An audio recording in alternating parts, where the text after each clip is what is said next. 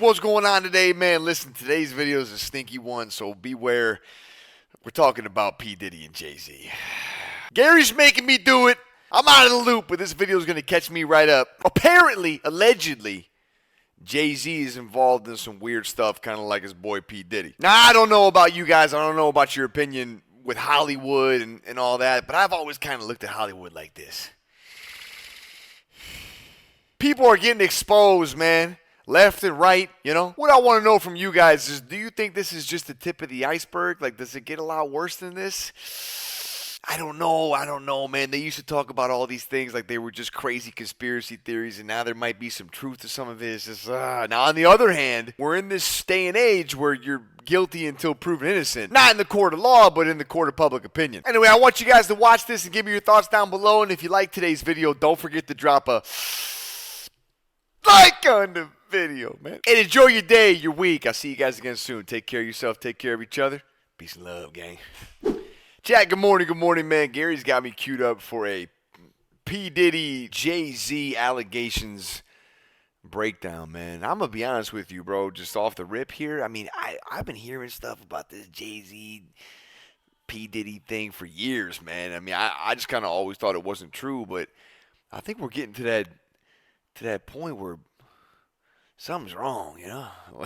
But let's open it up. Let's see what's inside the box. So over the last couple of months, things have gotten very dark for Diddy. Essentially, it's been like the end of the movie Goodfellas, when all the guys know the party is finally over and the feds are coming to get them. Only for Diddy, this is his real life. And now he has over 120 alleged victims who have come forward, men, women, and individuals who were children at the time of the alleged criminal activity. Basically all coming together to allege some downright disgusting, inhumane things this man allegedly did. You're gonna hear about my party, they're gonna be shutting them down, they're gonna probably be arresting me. Obviously, after his houses were raided, we found out more information, like the 100 terabytes of Why would you ever say that?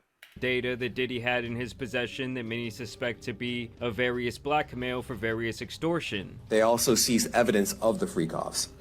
Electronic devices that contain images and videos of the freak-offs with multiple victims. And of course, the thousands of bottles of baby oil that went super viral. And they seized cases... This was real? And cases of the kinds of personal lubricant and baby oil that Combs' staff allegedly used to stock hotel rooms for the freak-offs. More than 1,000 bottles altogether. That was real? In terms of trying to get out of this, Diddy has requested and failed to get bail 3 different times. God. And due to witness tampering, it looks like this man will be seeing his last days behind bars. For the wire. And of course, when it comes to these freak-offs... Chat, you think he's going to go to jail? You just never know, man. I would think so, but do you? That Diddy was hosting, there were thousands of celebrities and other high-profile individuals attending the events, as well as thousands of potential victims who were exploited by Diddy and his massive team. Wow, okay, I've got a lot I can't tell. So, can't tell that one either.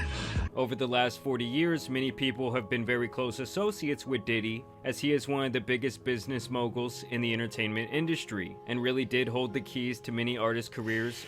This whole thing just has this, like, connotation to it, man. It's got this, like, zest, you know, this stink. Oh, this video sucks! The last 4 decades. And it's no secret that his right-hand man for this entire period of time has almost always been Sean Carter, aka Hov, aka Jay-Z. Who is also one of the biggest business moguls to come out of music as well. He was just such a charismatic person.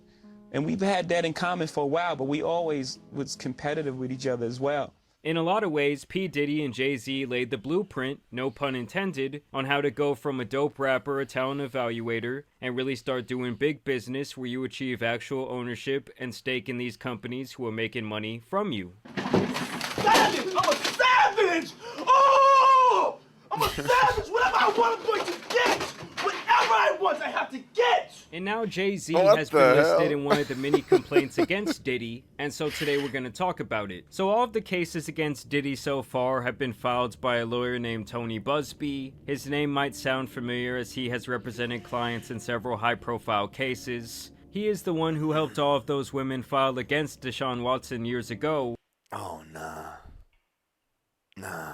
And he was also involved in the case where people died during the Travis Scott concert. Tony is representing an anonymous source here who claims she was physically violated by P. Diddy, Jay-Z, and an unnamed female celebrity back in the year 2000 at a Video Music Awards after party. On or around September 7, 2000, plaintiff, then 13 years old, had a friend drive and drop her off near Radio Music City Hall in New York City so she could try and attend the VMAs. They say she arrived at the venue, saw a large crowd, but could not sneak her way inside. But determined to get into the VMAs, or an after party, she approached several limo drivers parked nearby and attempted to talk her way into entering. One of the limousine drivers she spoke to claimed to work for defendant Combs. The driver allegedly told her that Combs liked younger girls and said that she fit what Diddy was looking for. And while not allowing her into the awards, the driver invited her to the after party. The driver stated that he had to drive Combs and others to the after party first, but instructed the plaintiff to return to his location after the event, and that he would pick her up and take her to the after party.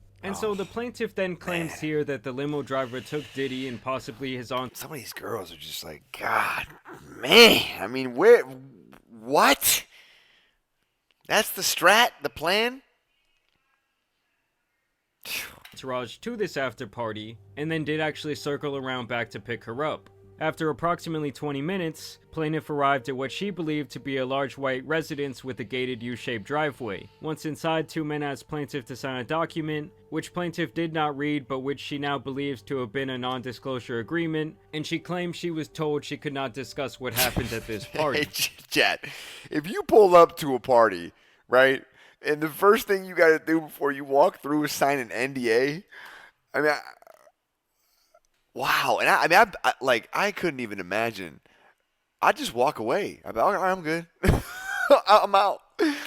She says that when she was inside the party, there were a ton of celebrities all around, with substances being used in abundance, adding that waitstaff circled the room to make sure everyone had a drink in hand. Wow. After attempting to talk to numerous celebrities, plaintiff accepted a drink from one of the waitresses circling the crowd. The drink was a reddish-yellow mixture that tasted like orange juice, cranberry juice, and something bitter. After drinking just a portion of that drink, plaintiff began to feel woozy and lightheaded, making her need to lie down. A photograph of the actual exemplary container used by Combs and or his agents and employees to insert GHB into alcoholic drinks is seen below, and I assume this was something that was seized when his house was raided. Looking for a place to rest, plaintiff walked down what appeared to be a hallway containing several rooms off of it. She entered what appeared to be an empty bedroom so she could lie down for a moment. This room contained only a large bed with no furniture of any other kind. This is when she says Jay-Z, P. Diddy, and an unnamed female celebrity allegedly entered the room. Combs aggressively approached plaintiff with a crazed look in his eye, grabbed her and said, "You are ready to party." And I will spare you guys some of the details, but she basically claims that Jay-Z and P. Diddy then took turns violating her, while each other watched on with this unnamed female celebrity. After both of them allegedly engaged in this violation, Combs then allegedly knocked the plaintiff down and attempted to force the plaintiff to perform more acts on him. She fought back, standing up quickly and punching out at the same time, hitting Combs in his neck. Taken aback, Combs stopped his attempt. When Combs backed away in surprise, plaintiff grabbed her clothes and shoes and ran out of the bedroom.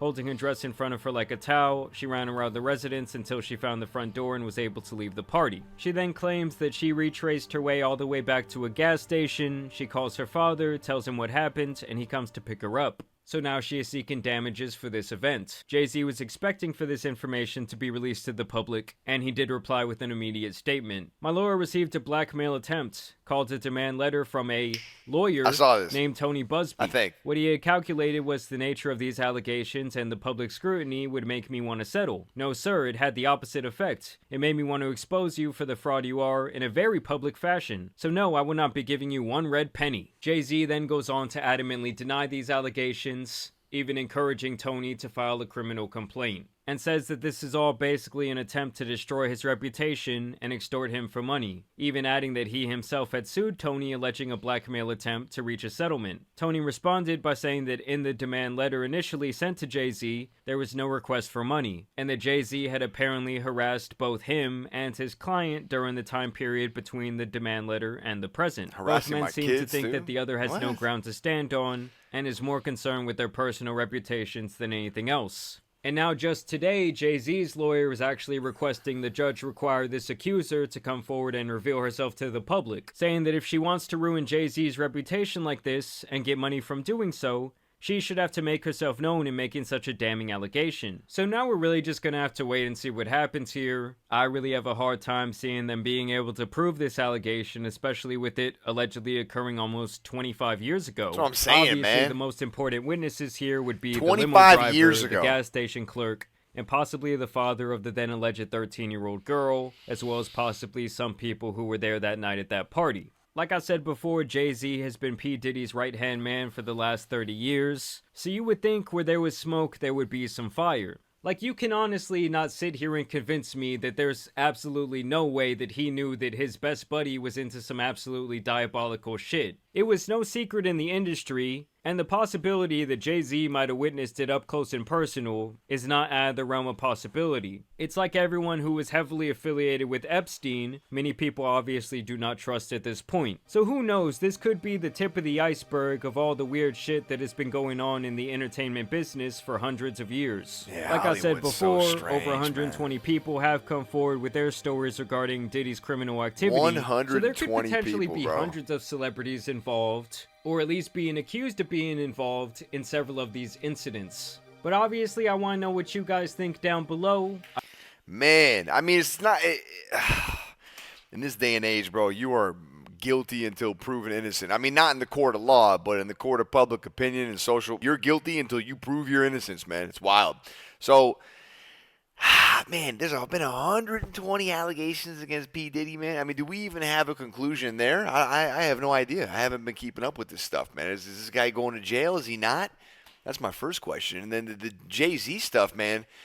Damn. I guess you just never know, man. We got to wait and see. But I'll tell you what, man. I've always looked at Hollywood just like this. It's just got this stink to it, man. Ugh!